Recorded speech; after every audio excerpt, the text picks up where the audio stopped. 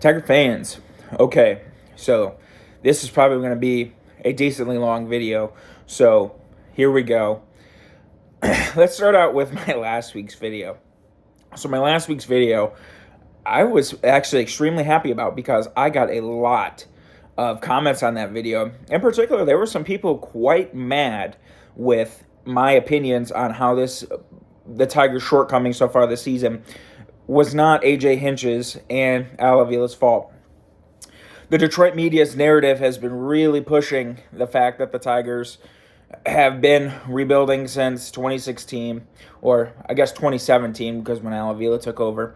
And every single year, it's been the same thing so far, that it's Al Avila's fault, hasn't built a good team, there's not enough talent in place, they should be further ahead, the Verlander trade, the Martinez trade, blah, blah, blah, blah, blah, blah, blah. Just basically a bunch of blowhard sports media trying to just get clicks because it's easier to get clicks by generating stuff during certain times.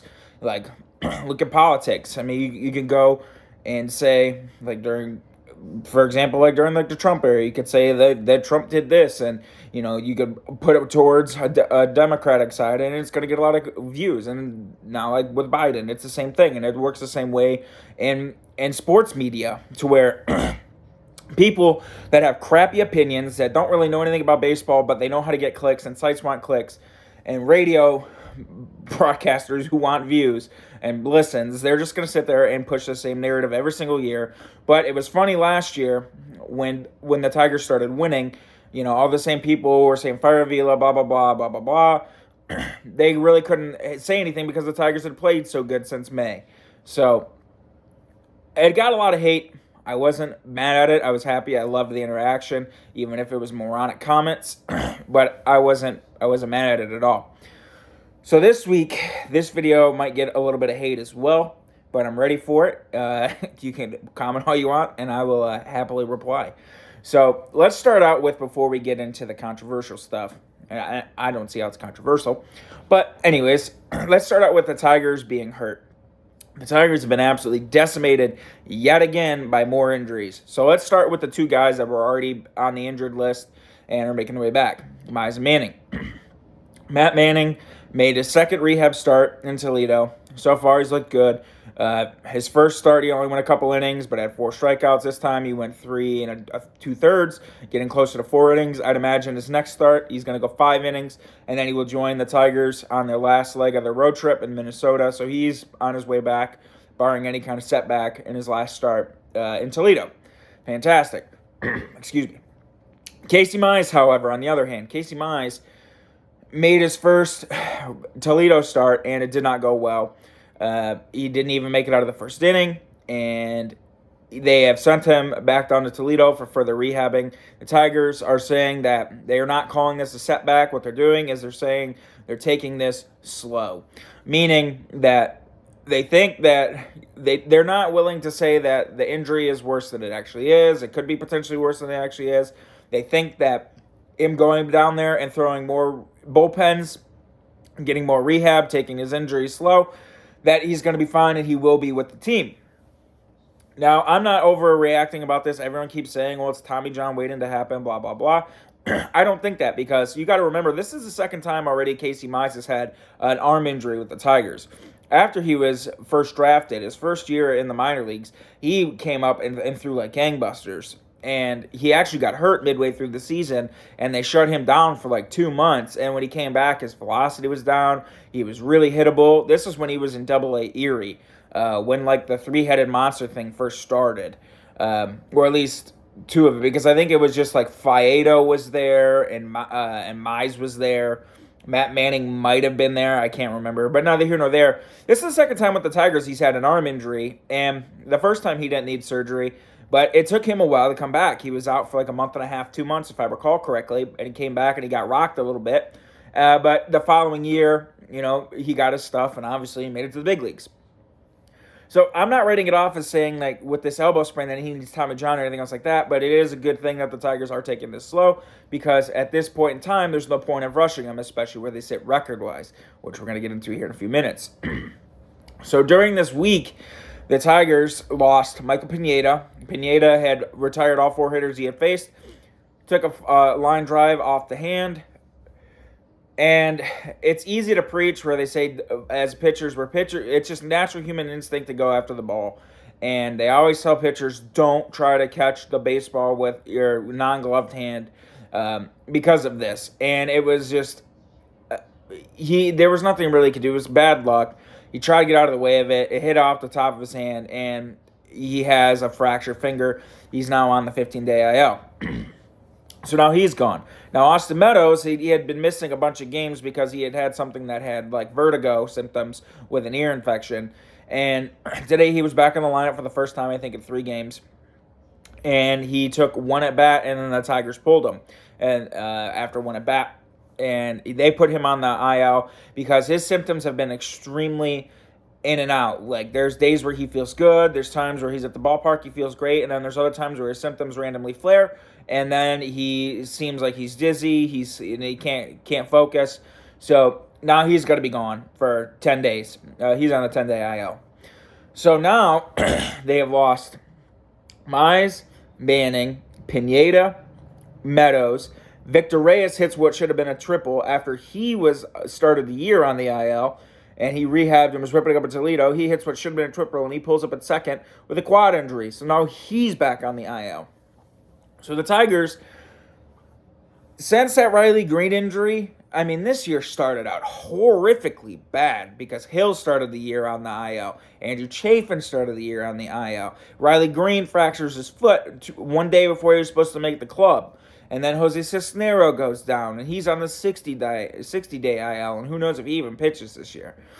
And now they lost Mize and Manning relatively early. And one thing I will say, their pitching has been really good. And if you listen to some certain media outlets, like I was listening to Meadows, and they're talking about why the Tigers are playing so bad. They're like, yeah, I think it has to do with the lack of they've had no starters being healthy. But that is like completely wrong because the Tigers have done a really, really good job so far putting these guys like Alex Faedo and Bo Brisky have both come up and pitched really well, and then Tarek Skubal has really established himself as the ace of the staff, even though Hinch doesn't want to call him that. But, I mean, you know, if the shoe fits, wear it. He's been the best pitcher on the Tigers, and it's not even close. He's been the most consistent pitcher on the Tigers, and it's not even close. So they've done a really good job going and making up for these injuries so far in the pitching staff. And their pitching staff has been one of their best things. I don't know how people are going to say because of injuries, it's their pitching. It's like, no. Their pitching has actually been... If it wasn't for Trey Mancini, the Tigers would have shut out the Orioles 2 days in a row. So it's been their offense. Their offense has been what's been atrociously bad and inconsistent. That's the reason why their record is what it is. They've only had maybe 3 games all year where their bullpen has screwed them, and they've had only a few starts all year where their starting pitching hasn't been good. Like Joey Wentz's first career start this past week, he made his major league debut, and I still like Joey Wentz a lot. I know a lot of people are going to say, well, this kid sucks, blah, blah, blah, because it's overreaction every single day, but I still think he has potential to be good. I mean, you give him one start in the big leagues, and you can't really judge it. You know, it'd be the same thing if he was good. I wouldn't be on here be like, yeah, he's a future Cy Young. He was pitching behind in the counts almost all game. He could not throw his curveball for strikes, and if you watch that game closely, you notice that he was missing up with his curveball a lot, up and away. He couldn't bury it. He was constantly behind in the counts. And he had some bad luck. Like Elvis Andrus hit a ball that was above his freaking, like at his nose into right field. The A's had some really BS cheap hits against the Tigers in that game, which led to all the traffic that he had. But neither here nor there, you got to pitch ahead. He had issues with walks. He was constantly making high stress pitches the entirety of his time, and the A's dropped 5 on him before he even left. And Bo Brisky had a similar start where the A's dropped 3 on him but he went and he pitched extremely well. He ended up going 6 innings, the most innings he's gone so far in the big leagues. And Beau Brieske is such a bulldog. You guys hear me every week singing his praise. He is such a bulldog pitcher, and he's just one of those guys, like, give me the ball. I'm going to go up there. If I get hit a little bit, if I give up a home run, I don't give a shit, because I'm going to go up there. I'm going to pound the zone. I'm going to try to make quality pitches, and I'm going to do what I can with my stuff on this very day. And a lot of people are talking about, well, the strikeouts aren't there yet. They're going to come. He's a guy who was averaged almost a strikeout inning in the minor leagues. You look at this, you look at the peripherals of his stuff, of his off-speed stuff, especially his changeup with that curveball. He doesn't throw the hardest, but he still sits firm at 91 to 95. And I think once he establishes a little bit more fastball command, because he's had a little bit of issues with walks every single time out, but he's still made big pitches, he's going to be really good. Like, I could see Beau Brieske being a really good number 3 starter in this league for years to come, because he has the makeup and he has the stuff, and he has that bulldog mentality. He's got that, give me the ball. I don't care who you are at the plate. I don't care what the name on the back of the jersey says. I'm just going to try to get you out, and I love that. So, like I said, the pitching has been a strength for them, and they've just had a lot of bad luck with injuries thus far. So, for people to say that the pitching is the reason why they're at, no, that's completely wrong, because their bullpen's been really good. Like, Gregory Soto finally came out and got a save after the Tigers, who desperately needed a win, Hinch had to pull him for Will Vest, and Will Vest ended up striking out the last 2 hitters, and he's looked extremely good so far. And the bullpen's been extremely good so far. Fulmer, he had that one really bad outing in Houston where he intentionally walked and then walked a runner in and everything else, but he's been really, really good. The bullpen's been good, and the pitching in general has been good. And even the defense this past week, the Tigers turned, I think, 4 double plays in the second game of the series against the Orioles. So finally their defense is starting to come around a little bit. Jeimer Candelario continues to struggle at third. He had a ball go right through his glove yesterday, and he had a ball tip off of his glove yesterday, but then he gets a piss missile hit at him, and he starts a double play. It doesn't make sense. He's been so inconsistent, and it's so weird seeing that out of Jeimer, because last year you could hit anything at him, and you've seen this guy pick it off the short hop. You've seen this guy go back on balls and throw it over to first with really good accuracy. And this year, it's just like, I don't know what it is. It's like he's having the yips with hard balls hit right at him, because I don't know. Or it's like he's having the yips getting the transfer, and he's just bobbling the ball. I don't know. I think right now, Javier Baez is the most lost on the infield, because this guy can't throw a ball directly to Spencer Torkelson to save his life. This guy has the hardest time hitting Spencer Torkelson in the mitt, and he bounces everything in the dirt, and he is just going through it right now. Like, at the dish, he can't hit anything, striking out, still chasing sliders in the opposite batter's box. Can't throw anything to first. He's having a really hard time making the throw. So I don't know. Luckily, he's got a boatload of range, but Javier Baez is like a race car with no wheels, where you can have an engine that is 1,000 horsepower, and if you could ever make everything connect, you're going to run 7 seconds on the quarter mile. But Javier Baez is out there running freaking little tiny baby race tires. When he needs a fat meat, like a drag radial in the back to hook so he can run his quarter mile in 7 seconds. Instead, he's running little 215 tires, a little 15-inch 215 tires. If you are an automotive guy, you'll understand what I'm saying. Basically, he's got all this range, and he can get to all these balls, but he can't throw. So it's like, what's the point? So, quickly, so we can start leading into the main topic of this video, because I'm already 14 minutes deep into this. The Tigers' season as a whole. So the Oakland A's came in and ended up taking 4-5. The Tigers on the doubleheader, they dropped game 1, and then on the doubleheader day, they ended up winning the first game 6-0, and then Joey Wentz's start was the second start of the doubleheader, and he got obliterated. And then the Tigers got obliterated the next day, and then they ended up losing 4-5 to the A's, which was extremely horrible, because the A's coming in had lost 9 straight games. And then the Orioles, the record is similar to ours, and they had been playing tough, and like their starting pitching is pretty good, and they have a couple of good hitters in their lineup, like Mullins and Santander and Trey Mancini and whatnot. So the Tigers had a stretch where they could really start making up some games, and they didn't really do anything to it. So they ended up winning 4 games out of 9. And, I mean, they finally took a series against the team. They ended up sweeping the Orioles, which was great. And, like I said, they almost shut them out 2 straight days in a row with Scubal's great start, and they didn't get a run until the 9th inning. And then yesterday, another really good start from the bullpen. The bullpen pitched outstanding after Pinata got hit in the hand. And the offense finally came alive, and it's nice to see because Miguel Cabrera finally, like I had been crying for in my last video, he hadn't been hitting anything with authority. He ended up hitting 2 home runs this homestand, and he had a couple of doubles too. Miguel Cabrera is finally starting to get the ball with some authority, and the thing I like the most is that Miguel Cabrera, both of his home runs were pull shots. And the reason why I like that is Miguel Cabrera, because of his lack of bat speed, was always trying to catch everything out, is always trying to let everything travel super deep and trying to just dink it into right field. Well, this time, he was able to get in front of a 98-mile-an-hour fastball today up on the zone and rip it to left center field almost in the home team of the road team's bullpen, which is great because that's a sign of bat speed. That's a sign of, using his lower half and catching the ball out in front and really lifting and splitting and then getting a double. And so he's been hitting with a lot more authority, which is what the Tigers need.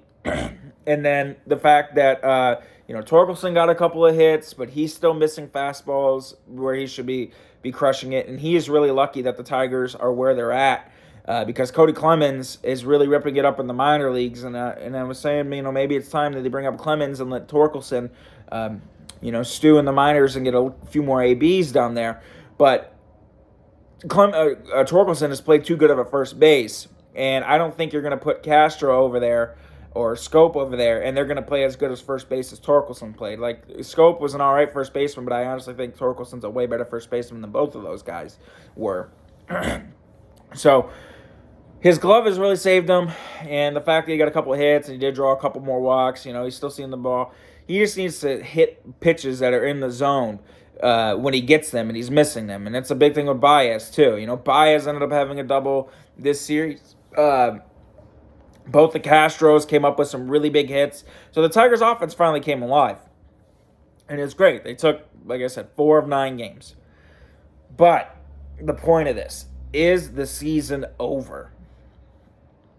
And I'm going to say, yes, the season is definitely over. And here's why.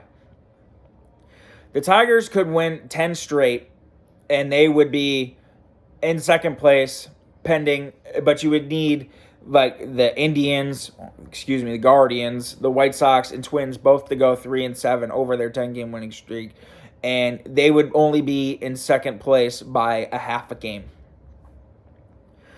Then the Tigers would have to proceed and play .600 baseball the rest of the way to go and make up after they win 10 straight games. The law averages is you win 40, you lose 40, and it's what you do with the 80 in between it. And right now, the Tigers are just not playing consistent enough, and they don't have the lineup like they did last year that's going to go and pull themselves out of this hole like they did last year. You go back to last year and look when the Tigers started like this. They had a bunch of guys overachieve and bring them back up from how piss poor they started last year. Robbie Grossman has a career high in home runs.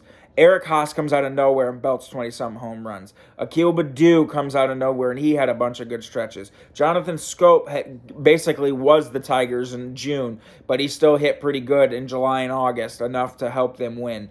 They got hits here and there out of Miguel Cabrera, but, it is what it is.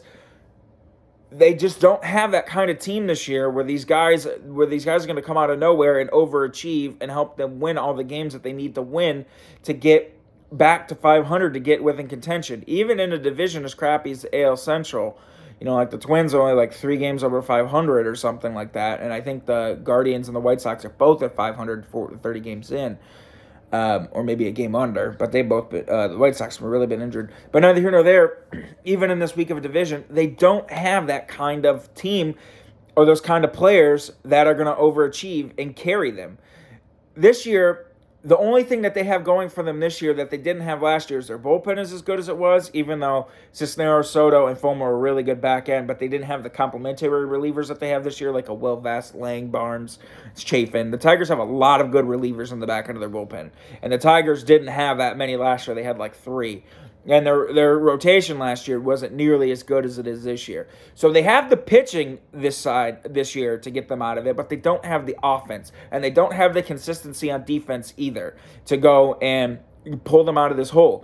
With how many guys they had last year overachieved? Scopes, like I said, his career month and how good he was in the second half, and Grossman, and Haas, and Badu. They just, and Candelario leading the league in doubles. They just don't have that this year. And on a team that can pitch extremely well, you don't need to score as many runs, but at the same time, your team is also going to go through spells where it's going to flip to where your offense is hitting really good, and then your bullpen struggles for a little bit. Their bullpen isn't going to be this lockdown, closing everything for the whole season at the pace that they're going. It's an ebbs and flow of a season, and it's the same thing with their offense. Their offense isn't going to average 2 runs a game the whole season like they were there for a little while. They're going to go through spans where they average 6 runs a game, 6.5 runs a game over a 25-game stretch where they are absolutely unstoppable. And then there's going to be where your starting rotation is hiccuping a little bit, and if they have to keep going through where they're trying to replace starters that are all going on the injured list and they can't stay healthy and they have to keep inducing more pitchers into the rotation that they don't know how it's going to go, and you got to think what the age of the rotation is. Faedo's only made 2 career starts. He's going for his 3rd. So, say he makes 20 starts this year, you don't know what you're going to get out of him. He's a young kid, and it's the same thing with Brisky. He's a young kid. So you don't know the consistency you're going to get out of it. Basically, right now, you're getting Tarek Skubal, and is your only really guarantee that you're going to get someone of a quality performance every single time out there. And Pinata was doing good, but now you lost him for 10 days. So you're going to go through these ebbs and flows of this. It's like the Cincinnati Reds. They started out extremely bad, and then at one point in time, after the Tigers had lost 4 or 5 to the A's, the Cincinnati Reds were only 2 games worse than the Tigers were, and the Reds started out like 3-22. It just goes to show you how bad the Tigers were. I don't see the Tigers pulling themselves out of this spot that they put themselves in like they did last year to even get as close to 500 as they did. At this point in time, let's start like this. The Tigers people had too much expectations for this team that didn't have enough talent to meet expectations. And it was easy to get blinded by the light because you thought you were going to have Riley Green all year, and you thought Spencer Torkelson was going to do more than he's actually producing. And you look at the starting pitching depth and how good the young starters are and how good the back end of the bullpen pieces were, and then you look at how good the offense was. What they didn't account for is one, the ball this year is a lot different. Hitting is down league-wide. Like, Javier Baez still has almost a league average OPS, being as bad as he is, hitting, almost under 200. It just shows you how bad the league's been in general. And then the amount of injuries they've had that we discussed earlier that is absolutely decimated the team. And then how inconsistent the offense was. Basically, the entire Tigers as a team all slumped at the same time. And finally, Scope's hitting the ball better, and Candelario's hitting the ball better, and Miguel Cabrera all of a sudden looks like 2015, 2014 Miguel Cabrera, but you can't expect him to hit like that for the entirety of a season. So, I think it was just too much at the wrong time, and I get Meadows and everything else, but I think the expectations were just too much for a team that doesn't have enough talent to overcome to meet those expectations. I said in the Tigers season preview video, I only expected them to win 83 games, which would be a 6-game improvement to what they had won last year of 77. And I said if they overachieved, they'd win maybe 86 and maybe compete for a second wild card. This year, I think it's the Tigers just playing to what they are as a talent level of a team. And people are going to want to blame Al Avila and AJ Hinch and say they're not getting the most out of players. But the thing is the Tigers had played so good from May last year, they did add. They did try. I mean, Meadows is an extremely good is an extremely good player. I know he hasn't shown with the power wise, but I mean, look at his slash right now. He's the only Tiger with like an OPS that's over 730. He's been really good even without the power. And they did add Javier Baez. I wasn't high on Javier Baez, and I'm still not high on Javier Baez. And I've said the same thing every time. He's not a guy that's going to carry your team, but they did add a quality defensive shortstop, which what they needed, and a guy that can put the ball in the seats. Now, with the offense being down league wide, it's definitely hurt a lot of their home run hitters because, like Grossman, who had 22 and don't even have one, so far this year, and Meadows don't even have one, and Baez has got two, and I think Torkelson and Cabrera are tied on the team for team lead at 3 apiece. So it's just, you look at the team. They did try to add pieces and they did try to add talent because of what they won last year, but this team is what this team it is, on a talent level. There's good talent on the team and there's good players, but they're still not ready to win yet, and they're still not going to win yet. To get back to 500, you would have to win 9 straight games. Or no, 10 straight games to get back to 500. And then to compete in the division after you win 10 straight games, you got to play 600 baseball. We've seen a team that Oakland A's came in and took 4 or 5 from them. And the Oakland A's are terrible. The Oakland A's are going to be in the cellar of the AL West this year. They swept the Orioles, but a big difference too between this team and the team of last year is even early on last year, Tigers went into Houston and swept Houston.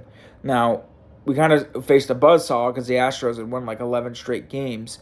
But still, the Tigers, they swept them. And they did lose 3-2, 3 of the 4 games, and they did play them close. But the Tigers were never really in it.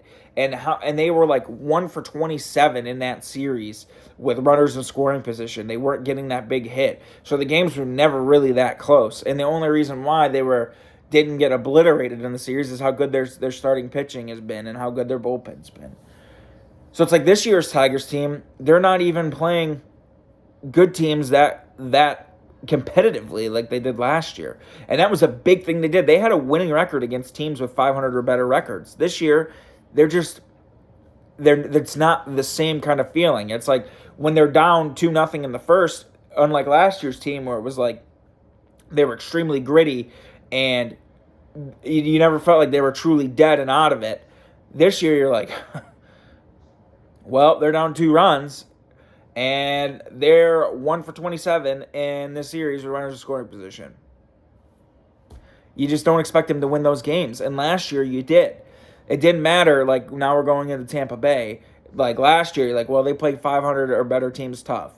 And you thought they had a chance to at least be competitive in the ball game. And this year, like, I hope they get out and score a couple runs sometime through, and so they can get to their bullpen with a 2-run lead, and hope their starters only give up a couple runs because it's going to be a struggle to score 5 or even 4. And I think that's the biggest difference between this year's team and last year's team, and why I think their season sucks in May is already over. Now, I'm not trying to say there's no reason not to watch them, and I'm not trying to say that there's no reason not to tune in every single night, because honestly, this year, they're not as speedy, and they're not, so far, haven't been as competitive against better teams, but there's still good reasons to watch. Torkelson's not going to hit this bad all year, and with how many injuries, a lot of kids are getting a start, and with Victor Reyes down, and Pinata down, like I said, we already got to see Joey Wentz, who didn't do good, but, whatever. We got to see Faedo and the emergence of Brisky. And Cody Clemens is going to get a shot sometime this year because he's been absolutely ripping it up. And Ryan Kreidler, when his hand heals, is going to get a shot sometime this year, and we can see what he can do. And so I think that's a big reason to watch, When they have a lead, there's a very good chance that this team, with how good their pitching has been, is not going to blow it. Unlike years past, like I can remember in 2018 or 2019, I used to have a rule that if the Tigers were down by more than 5 runs after 4 innings, I didn't watch anymore because you knew that the team wasn't going to do anything to come back. Like, that was a year like when Brandon Dixon led the Tigers in home runs with like 15 during the biggest juice ball year. This year, it's like, there's still reasons to watch because if they get just enough offense, they can score 3 or 4 runs with how good their pitching has been. Their chances are they're going to lock it down because they have so many good relievers in the back end, and their starting pitching has been good. So that's a reason to watch. And all the young kids, that are coming up to big league, that's a reason to watch. I just think expectations need to be reset because this is the 8th time in their franchise history that they have started 8-23 was when I saw this stat, and only one time out of all 8 times did they ever make it over 500, and that was in 1925, and they won 83 games after starting 8-23. All the other times, they had won 50 games, 60 games, 50 games, and then last year where they won 77. So historically speaking, the Tigers have never, not even last year, and with all the players that they had last year that overachieved, and how tough they played good teams last year, and how good they played after May, not even with that could they make it to 500, and they won 77 games. For them to get to 82 wins, 81 wins, that's going to be a ginormous battle because you got to think you're trying to battle back from starting out almost 14 games under 500 after you were 6-7, only 1 game under 500. So it's a huge battle to even overcome the hole you went, while the fact that the Twins are leading a division and the White Sox are going to get healthier. They don't play the Guardians well at all. The Guardians have absolutely mutilated the Tigers in head-to-head meetings the last 5 years, especially in Cleveland. So you still have that. The fact that their offense has been extremely inconsistent, and they're going to hit better and they're going to play better, but I don't know if I can trust this offense to now go from only averaging 2 runs a game after a 20-game span to where you're going to get an average of 5 runs, because I think this team just has so much swing and miss, so many streaky players that they're going to be so boom or bust. Like, they scored 4 runs, 5 runs a couple of times this series, 6 runs over the homestand a few times, which is great.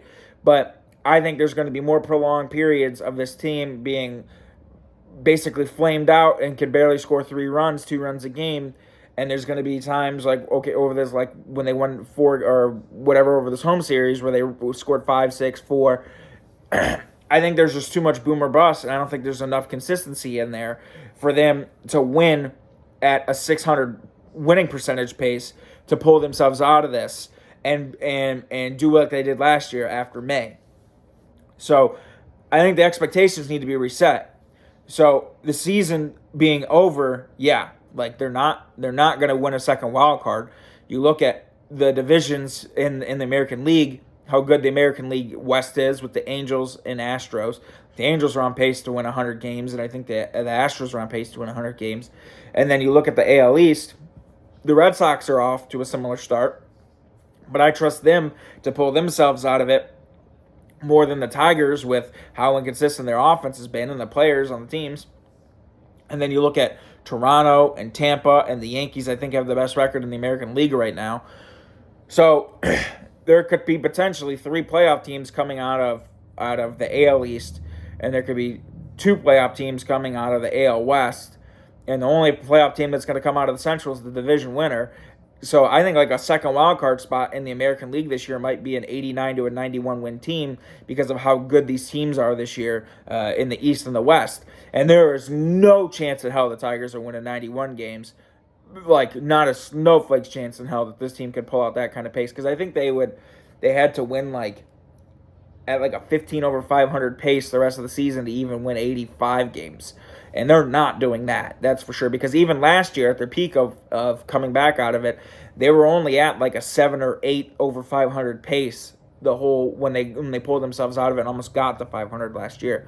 Which is why I'm saying the season is over, yes. You're not going to win the division.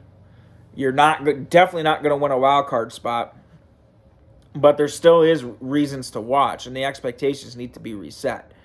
Because they just buried themselves too deep again, and we saw this last year, and I just don't see them pulling themselves back out of it Like, they pulled themselves back out of it last year because of this team is a lot different than last year. This team is constructed a lot different from last year. This offense doesn't have that kind of consistency and that kind of peskiness where they could steal a base, and you had power from unexpected spots like with Grossman, and finally Haas hit a home run yesterday, much needed. They just don't have that. The thing that they do have over last year's, like I said, was the bullpen and how good the pitching has been. But that is going to taper off in certain spots of the season, and they're going to lose some games because of that this time of the season.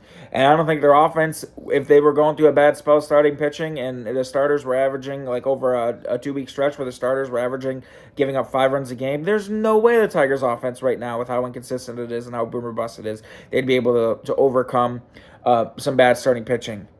There's just no way, and they're going to lose a lot of games in that time span. It's going to set them back even further, and it's going to happen. You just don't sit there and be like, if you're watching, oh, this kid's just talking hypotheticals. No, it happens. Even the best of teams, that's how a baseball season works. There's going to be times where, like the Reds, when they could barely win, they just scored 14 on the Brewers, and the Reds couldn't score to save their lives. They were so bad, and then they ended up winning, what was it, like 5 of 7. It's just how a baseball season works. It does not matter how bad your team is. You are going to go on stretches where you're going to win 6 straight, and you're going to go on stretches where you lose 5 straight. You're going to go on stretches where your team is, if you look over a 10-game stretch, has the best ERA in baseball, or one of the best ERAs in baseball, and you're going to go over a 10-game stretch where your team is absolutely getting obliterated. It's just how a baseball season works, and it just is what it is. So it sucks that it's May, and the season is essentially over. But there still is reasons to watch, and the expectations need to be reset, and the expectations need to be to a new point. Like, for me, I just want to see them. I just want to see the kids. Like, for me at this point, going through all this and knowing that they're not going to win, it's going to be hard to even get back to 500. I'm watching solely to see Riley Green and the kids. Like, I love Riley Green. I'm super high on him. If you guys watch my videos, you know that. I love Riley Green. I just want to see the kids play. I want to continue to watch Bo Brisky. I haven't got to watch Faedo. I've only got to listen to him. I'm going to watch some Faedo, starts, whatnot, because his slider looked really good last time out when I listened to the game. I just want to watch the kids play. And, I think this year, unlike last year, where the Tigers, at the deadline, they were only a few games under 500, so they kept Scope and Grossman. I think this year they could move them. Like, if the Tigers are 9 games, 10 games under 500 at the deadline, there's no doubt in my mind that they're going to move Scope or Grossman, because they're going to go, well, this group of guys didn't work. Let's move some contracts and see what we got internally and get ready to retool in the offseason and maybe sign someone to help them be a little more consistent and add another bat. It could very well be. And the only reason why they didn't do it last year is because, if you remember at the All-Star break, the Tigers went into Minnesota and they got swept 4 games. If the Tigers had just won 2 of the 4, they would have been at 500. And they had actually tied Cleveland for second place at that point in time, but they got swept. And that was a horrible series to drop, because they had actually been leading, I think, in 3 of the 4 games in the 8th inning or later, or 7th inning or later in those games, and they blew it all 4 games.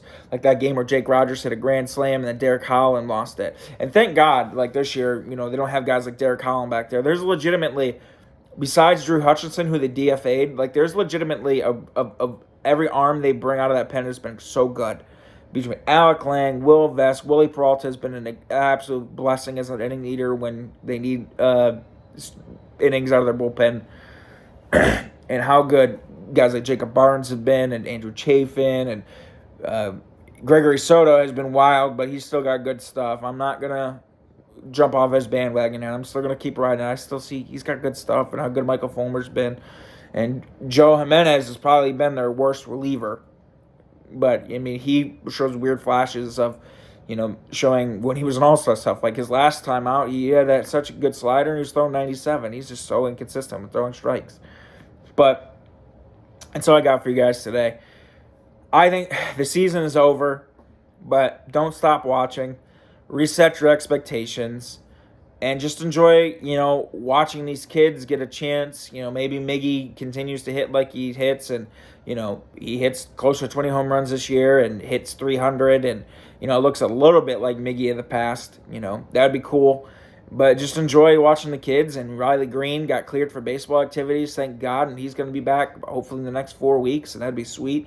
We can finally see him out there, and they need a spark plug kind of player, and that's what Riley Green is. He's a very spark plug kind of guy that they could put hopefully up at the top of the lineup, and he'd be really good. So reset your expectations, guys, and just enjoy watching a team that can pitch.